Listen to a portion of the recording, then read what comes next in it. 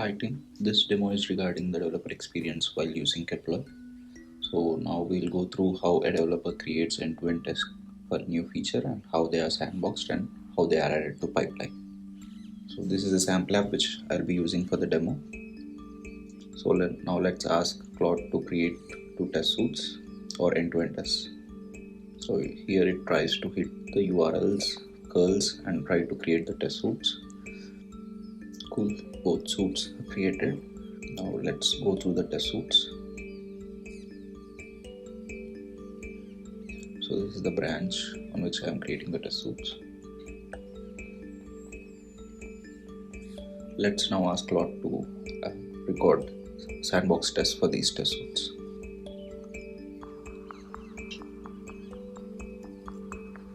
Cool. The sandbox tests are recorded. Let's now go through the sandbox tests. So this is the re-record report or record report. You can see there is an API test, which is nothing but the end-to-end test, and there is an integration test, nothing but the sandbox test, and we do have mocks which got recorded in the sandbox test. Now let's run the sandbox test.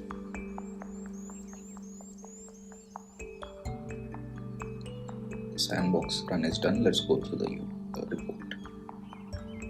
You can see that the sandbox tests are passed, and we can see there is mock matching, as well as you can see the response diff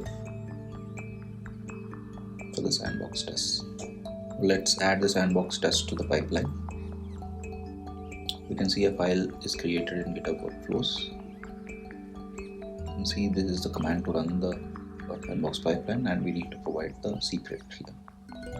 Now we'll be going to make some breaking changes and see how the pipeline is going to react. So we can see these are the breaking changes which I have done.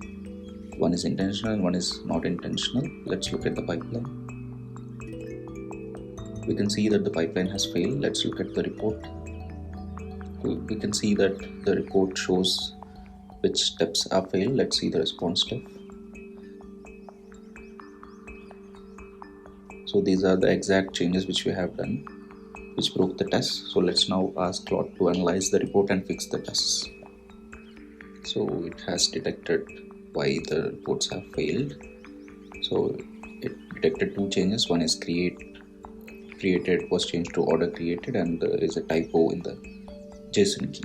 So it has identified them properly, and now it will be trying to re-record the tests. So it is fixing the typo, and then it will be re-recording the test as order created is an intentional change. So it is also asking to update the test suites before re-recording, as the end-to-end test suites are also drifted due to the change. So let's update the test suites. Cool. Now both the suites are updated. The re-recording is done. So now let's go through the re-record report and check if everything went right.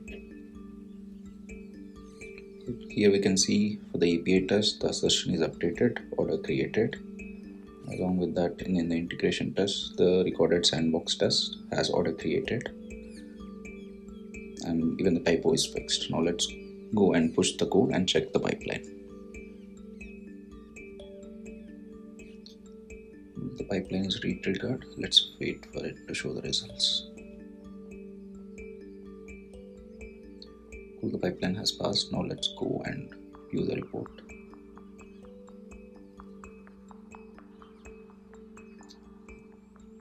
Cool, everything is passed now. Now let's go and see the diff also. So this is the diff compared to the main branch of the test suites. We can merge it, rebase it, and close the branch.